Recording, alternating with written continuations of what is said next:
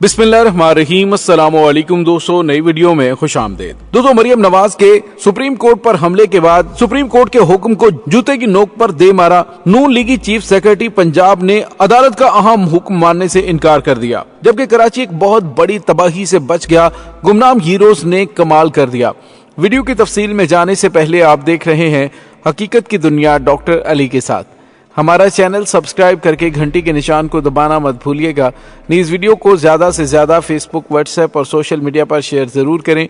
Share और like करने के साथ साथ कमेंट बॉक्स में पाक फौज जिंदाबाद, पाकिस्तान पाइंदाबाद और पाकिस्तान के गुमनाम हीरोज को सलाम का नारा कमेंट जरूर कीजिएगा। दोस्तों, पाकिस्तान इस वक्त अमली तौर पर बनाना रिपब्लिक बना दिया गया है, जहां पर आईनो कानून की कोई हुक्मरानी नहीं, जहां पर जिसकी लाठी उसकी भैंस के तहत सारा सिलसिला चल रहा है। जो ताकतवर हैं उनके खिलाफ किसी किस्म का कोई एक्शन नहीं लिया जाता और जो कमजोर हैं उनको दबा दिया जाता है। दोस्तों, पाकिस्तान के आइन के तहत असम्बलियां तहलील की गई और उसके बाद 90 रोज में इंतखाबात होने हैं, लेकिन उससे हुकूमत जिस तरह भाग रही है आपके सामने ही है। जिस तरह से इदारों को कंट्रोवर्शियल बनाया गया है, जिस तरह से आईनी इदारों को पंजाब पुलिस की तरह मर्जी से काम लिया जा रहा है, और तो और आपने देखा कि सुप्रीम कोर्ट ऑफ पाकिस्तान के जजेस के खिलाफ जिस तरह से प्रोपेगेंडा किया जा रहा है और उनकी बेतौकीरी की जा रही है, सरेआम जलसों में उनके नाम लेकर उनकी तस्वीरें लगाकर उनको कंट्रोवर्शियल बनाने की कोशिश की जा रही है।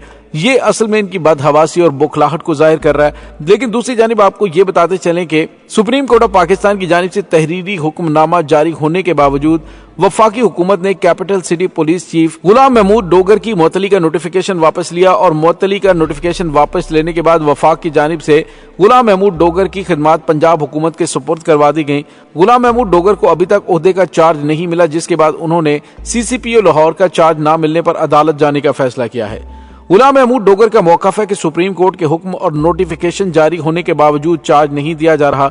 चीफ सेक्रेटरी और IG स्टाफ ने दस्तावेजात देने से माजरत कर ली है। गुलाम महमूद डोगर ने चीफ सेक्रेटरी और IG को ऑर्डर्स की नकूल व्हाट्सएप पर भेज दी। गुलाम महमूद डोगर ने अब फैसला किया है कि जवाब नहीं मिला, अब अदालत में ही दोबारा जाना पड़ेगा। सुप्रीम कोर्ट ने 17 फरवरी को गुलाम महमूद डोगर की बहाली का हुक्म सुनाया था और सुप्रीम कोर्ट ने CCPO लाहौर गुलाम महमूद डोगर की बहाली का तहरीरी हुक्मनामा भी जारी किया था। हुक्मनामे में कहा गया कि गुलाम महमूद डोगर ट्रांसफर की मंजूरी जुबानी तौर पर हासिल की गई। जुबानी मंजूरी के बाद तहरीरी तौर पर इलेक्शन कमीशन से इजाजत हासिल की गई। बाद नजर में गुलाम महमूद डोगर की ट्रांसफर सुप्रीम कोर्ट के 2 दिसंबर के हुक्म की खिलाफ वर्जी है। हुक्मनामे में कहा गया कि गुलाम महमूद डोगर का मामला पहले से सुप्रीम कोर्ट में ज़ेर समाअत था। उनकी ट्रांसफर का 23 जनवरी का हुक्म बरकरार नहीं रखा जा सकता। गुलाम महमूद डोगर की ट्रांसफर का 23 जनवरी का हुक्म मुअत्तल किया जाता है। अदालत ने कहा था कि गुलाम महमूद डोगर केस की समाअत आइंदा पुलिस ट्रांसफर पोस्टिंग केस के साथ की जाएगी।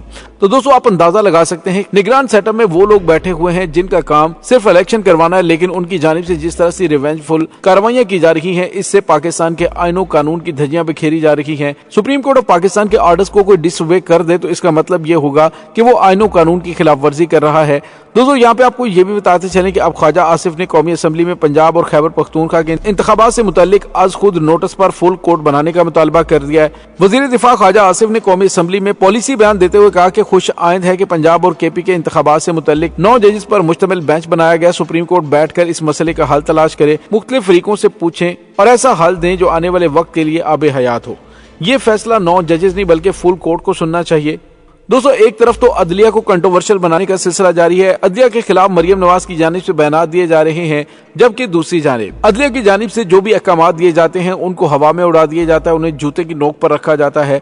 सवाल ये पैदा होता है कि क्या पाकिस्तान के अंदर कोई आइनो कानून है कि नहीं? क्या इदारों को अपने वकार का जरा सा भी ख्याल है कि नहीं कि जो आता है पाकिस्तान के आईनी इदारों का मजाक उड़ाकर चला जाता है और उनके फैसलों को कोई अहमियत नहीं देता? तो दोस्तों, इसमें बहुत हद तक किरदार इन आईनी इदारों का भी है, जो कि हुक्मरान अशराफिया के हाथों कठपुतली बने होते हैं और पाकिस्तान के कौमी मुफादात की बजाय उनके जाती मुफादात के तहफ़्फ़ुज़ पर जुट जाते हैं और बदले में बड़ी बड़ी जायदादें बनाते हैं। दोस्तों, दूसरी तरफ एक और बड़ी खबर सामने आ रही है और ये खबर है पाकिस्तान के दिफा के हवाले से। दोस्तों, पाकिस्तान के सिक्योरिटी इदारों को गुज़िश्ता 24 घंटों के दौरान बहुत बड़ी बड़ी कामयाबियां मिली हैं, जिसमें कम अज कम 20 दहशतगर्दों को जहन्नुम वासिल किया गया और आज कराची एक बहुत बड़ी तबाही से बच गया है।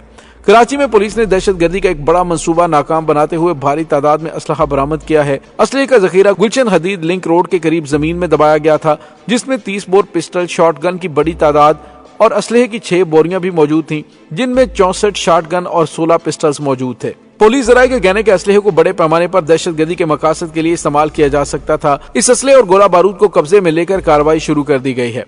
दोस्तों, एक तरफ दहशतगर्दी, एक तरफ अदम इस्तेहकाम और एक तरफ पाकिस्तान की सुप्रीम कोर्ट के अहकामात को जूते की नोक पर रखना और दूसरी तरफ पाकिस्तान की अशराफिया की जानिब से मुल्क को दो हाथों से लूटना, यह पाकिस्तानी अवाम से ढका छुपा नहीं रहा।